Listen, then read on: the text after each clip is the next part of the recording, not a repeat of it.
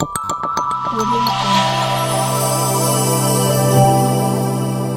Jungle.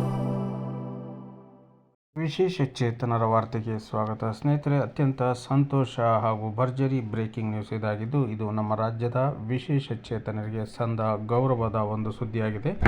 ಈ ಸುದ್ದಿಯನ್ನು ನಿಮಗೆ ತಿಳಿಸ್ತಾ ಹೋಗ್ತೀನಿ. ದಯವಿಟ್ಟು ನಮ್ಮ ಚಾನಲ್ ಹೊಸದಾಗಿ ನೋಡ್ತಾ ಇರೋರು ಚಾನಲನ್ನು ಸಬ್ಸ್ಕ್ರೈಬ್ ಮಾಡ್ಕೊಂಡು ಈ ವಿಡಿಯೋಗೆ ಲೈಕ್ ಕೊಡಿ. ಪ್ರತಿದಿನ ವಿಶೇಷ ಚೇತನರ ವಾರ್ತೆಯನ್ನು ತಪ್ಪದೆ ವೀಕ್ಷಿಸಿ. ರಾಜ್ಯದ ನವ ಪದ್ಮಗಳು, ಕೇಂದ್ರದಿಂದ ಪದ್ಮಶ್ರೀ ಪದ್ಮಭೂಷಣ ಪ್ರಶಸ್ತಿಗಳು ಪ್ರಕಟ. ದೇಶದ 32 ಸಾಧಕರಿಗೆ ಪದ್ಮ ಪ್ರಶಸ್ತಿ. ನೃತ್ಯಗಾತಿ ವೈಜಯಂತಿಮಾಲಾ, ಬಾಲಿನಟ ಚಿರಂಜೀವಿ, ಉಪರಾಷ್ಟ್ರಪತಿ ವೆಂಕಯ್ಯನಾಯ್ಡು, ಸುಲಭ ಶೌಚಾಲಯದ ಹರಿಕಾರ ಬಿಂದೇಶ್ವರ್ ಪಾಠಕ್ ಅವರಿಗೆ ಪದ್ಮಭೂಷಣ, ನಟ ಮಿಥುನ್ ಚಕ್ರವರ್ತಿ, ಗಾಯಕಿ ಉಷಾ ಉತುಪ್ ಮತ್ತು ನಟ ವಿಜಯಕಾಂತ್ ಅವರಿಗೆ ಪದ್ಮವಿಭೂಷಣ ಸೇರಿದಂತೆ 132 ಸಾಧಕರಿಗೆ ಪದ್ಮ ಪ್ರಶಸ್ತಿ ಪ್ರಕಟಿಸಲಾಗಿದೆ.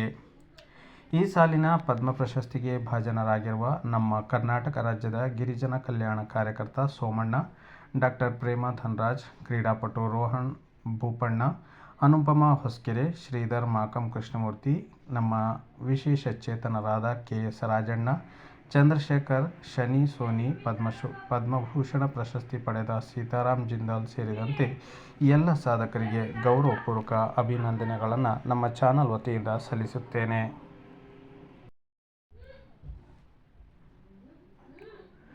ತೊಗಲುಗೊಂಬೆ ಆಟದ ಸಂಯೋಜಿತ ಕಲಾ ಪ್ರಕಾರದ ತಮ್ಮ ವ್ಯಾಪಕ ಸೇವೆ ಸಲ್ಲಿಸಿದ ಅನುಪಮ್ ಹೊಸಕೆರೆ ಅವರಿಗೆ ರಾಷ್ಟ್ರ ಪ್ರಶಸ್ತಿ ದ್ರೌಪದಿ ಮುರ್ಮು ಅವರು ಪದ್ಮಶ್ರೀ ಪ್ರಶಸ್ತಿ ಪ್ರದಾನ ಮಾಡಿದರು. ಸಾಧನೆಗೆ ಅಸಾಧ್ಯವಾದುದು ಯಾವುದೂ ಇಲ್ಲ ಎಂದು ಡಾಕ್ಟರ್ ಸುಧಾಕರ್ ತಮ್ಮ ಬ್ಲಾಗ್ನಲ್ಲಿ ಬರೆದುಕೊಂಡಿದ್ದಾರೆ.